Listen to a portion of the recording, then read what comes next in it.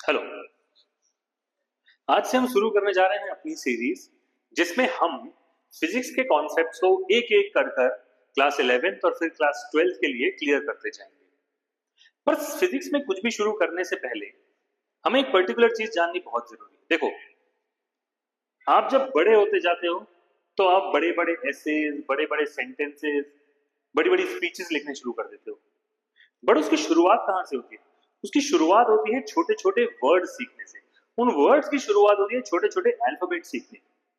Basically हमें बड़ा सा बड़ा कोई भी चीज क्रिएट करनी है तो पहले उस चीज की लैंग्वेज सीखनी होती है। और फिजिक्स की भी अपनी एक लैंग्वेज होती है और उस लैंग्वेज को कहते हैं मैथ्स। मैथ्स अपने आप में कुछ नहीं है। डिफरेंशिएशन, इंटीग्रेशन, ट्रिग्नोमेट्री, इन सब का कोई मतलब नहीं है जब तक कि ये साइंस में काम नहीं आती। और साइंस को बिना मैथ्स के सॉल्व नहीं किया जा सकता। तो जो फिजिक्स, जो केमिस्ट्री, इन जनरल साइंस की जो लैंग्वेज होती है ना, वो होती है मैथ्स। इसलिए मैं इसको चैप्टर 1 नहीं चैप्टर 0 बोलता हूं, क्योंकि 0 से ही तो सारी चीजें स्टार्ट होती हैं। यहां भी मैथ्स के कॉन्सेप्ट्स क्लियर करके हम उसके ऊपर फिजिक्स को बिल्ड करेंगे। तो मैथ्स के कुछ कॉन्सेप्ट्स हैं जो 11th और 12th की फिजिक्स में बहुत काम आते हैं।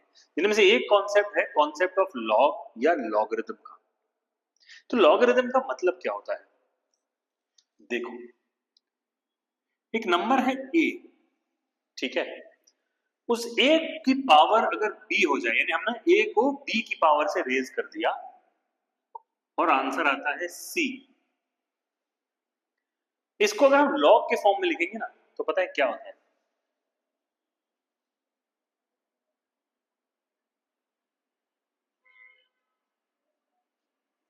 Log base A of C is B.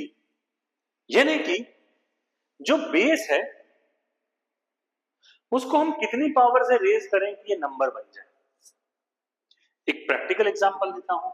अगर मान लो ये नंबर 10 है और ये नंबर है 2, तो 10 का स्क्वायर कितना होता है?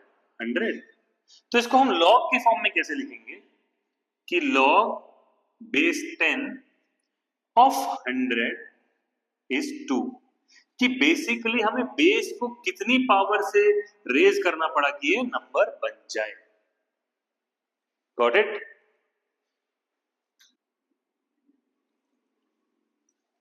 क्लियर? तो अब मुझे बताओ कि log to the base 10 of 1000 कितना होगा? 10 को कितनी पावर से रेज करें कि 1000 बन जाए? 10 क्यूब, यानी कि पावर होगी 3। बेसिकली आपका जो बेस है उसको कितनी पावर से रेज करो कि आपका मेन नंबर जो है वो बन जाए। राइट?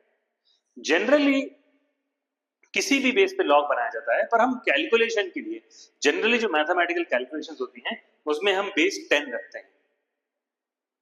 तो अब मुझे बताओ लॉग 10 कितना होगा? अरे भाई, 10 को कितनी पावर से रेज करें कि 10 ही बन जाए? 10 की पावर 1 इज इक्वल टू 10। इन सब का अगर मैं एक्सप्रेशन लिखूं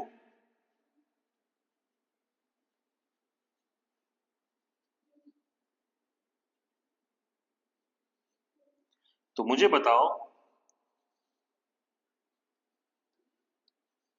लॉग ऑन बेस 10 1 कितना होगा?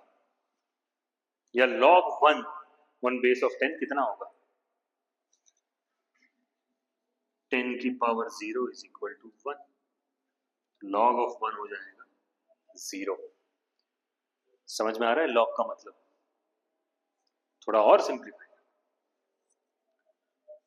लॉग की कुछ प्रॉपर्टीज होती है। सबसे पहली प्रॉपर्टी होती है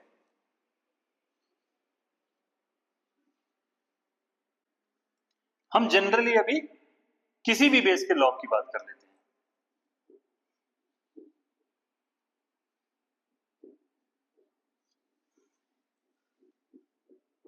लॉग ए इंटू बी होता है log A plus log B.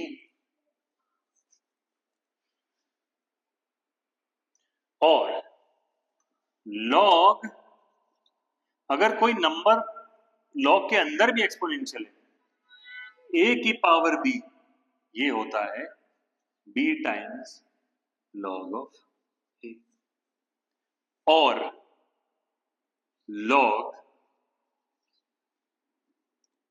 a divided by b, ये होता है log of a minus log of b। अब जो अच्छा मैथ्स का स्टूडेंट होगा वो ये वाला एक्सप्रेशन देखकर ही समझ जाएगा कि बाकी दोनों कैसे आए। भाई log a इंटू बी, अगर log a plus a log b है, तो log a की पावर b क्या होगा? log a plus log a plus log a plus log a, और कितनी बार? b टाइम्स, क्योंकि ये a into a into a into a into a into a into है ना, कितनी बार है? b टाइम्स है। और अपन मल्टीप्लिकेशन में क्या होता है, log जो है वो ऐड हो जाते हैं, तो b times of log a। अब ये a बाय b क्या है? a इंटू b की पावर -1, क्योंकि 1 अपॉन b को अपन क्या लिख सकते हैं? b की पावर -1।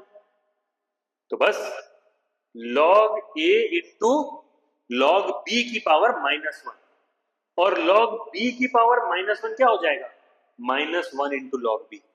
तो अब ये क्या हो गया? log a -1 of log b, यानी log a minus log b। काफी सिंपल है, पर इतना सोचने की जरूरत ही नहीं है। ये वाली आइडेंटिटीज आपको जबानी याद हो जानी चाहिए। तो अब मुझे बताओ,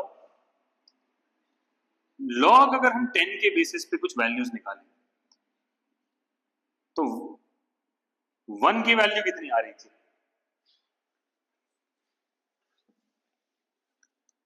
0। और log 10 की वैल्यू कितनी आ रही थी? 1। तो मुझे काफी इंट्यूटिवली समझ में आता है कि जो जितने बचे हुए बीच के लॉग्स होंगे वो इन दोनों के बीच में ही आएंगे। चलो मैं अगर आपको बताऊं कि log ऑफ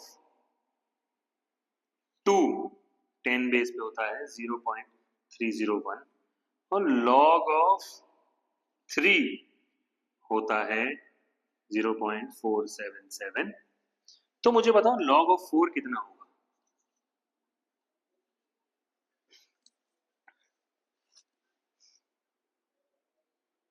अरे भाई 4 क्या है?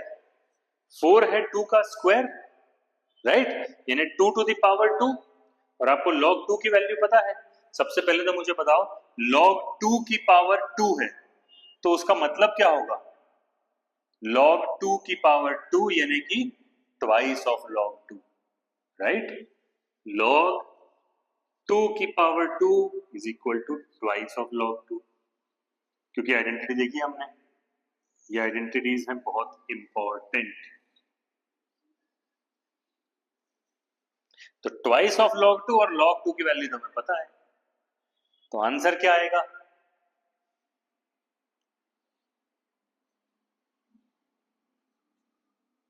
है कि नहीं? अच्छा मुझे बताओ log ऑफ 6 क्या होगा?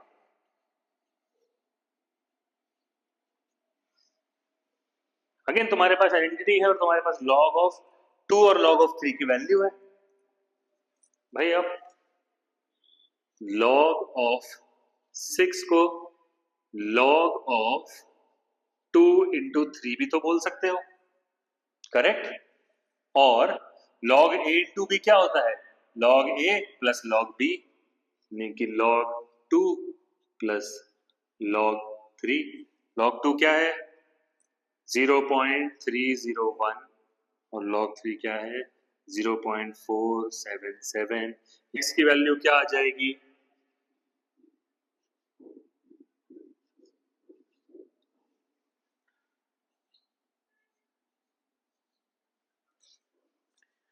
तो अब आप खुद सोचो ना कि आपको 4 का, 6 का, 8 का, 9 का लॉग निकालने की जरूरत ही नहीं है अगर आपको 2 और 3 की वैल्यू याद है, क्योंकि या तो उनके मल्टीप्लिकेशन में या उनके पावर्स के फॉर्म में उसको रिप्रेजेंट कर सकते हो।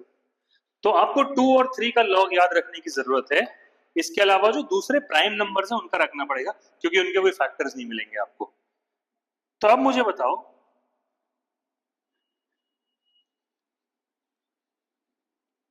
कि आपको किन के लॉग्स जो है 10 के अंदर वो याद रखने जरूरी है। मुझे लगता है कि log ऑफ 5 याद रखना जरूरी है और log ऑफ 7 याद रखना जरूरी है। तो इन दो लॉग्स की वैल्यूज मैं आपको और बता देता हूं, ताकि आप बाकी किसी भी लॉग को इससे निकाल पाओ। तो log 5 होता है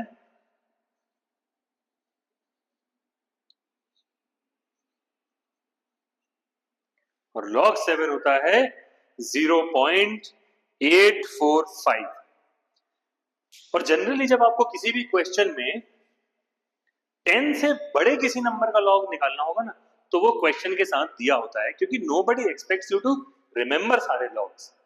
या तो वो ऐसा नंबर होगा 2, 3, 5 टाइप के मल्टीप्लिकेशन से निकल सकता होगा, या फिर अगर कोई प्राइम नंबर होगा तो उसका लॉग आपको क्वेश्चन के साथ दिया होगा। तो आई होप कि लॉग का कॉन्सेप्ट सबको समझ में आ गया होगा। लॉग बेसिकली क्या होता है कि हम बेस को कितने एक्सपोनेंट से रेज करें कि ये वैल्यू आ जाए। तो जिसमें ए हो जाएगा आपका बेस, राइट, बी हो जाएगा आपका एक्सपोनेंट और सी हो जाएगी वो वैल्यू, राइट। तो आप ए को कितनी पावर से रेज करो कि वो सी बन जाए, बी पावर से रेज करोगे तो log of c on the base A हो जाएगा b। और आपको ये 10 वाले log की वैल्यूज याद रखनी है। तो ये तो था कॉन्सेप्ट log का। मैं चाहूंगा कि आप कम से कम 15-20 डिफरेंट नंबर्स, डिफरेंट कॉम्बिनेशंस के log निकालने की कोशिश करें, प्रैक्टिस करें, ताकि आपको जो log की आइडेंटिटीज जो कि बहुत इंपॉर्टेंट है और जो log की वैल्यूज आपको याद रखनी है वो एकदम मुंह जुबानी याद हो जाए। चलिए अगली बार मिलेंगे कुछ अलजेब्रा के आइडेंटिटीज और कुछ और बेसिक मैथमेटिकल आइडेंटिटीज के साथ, ताकि हम फिजिक्स को और बेटर समझ सकें।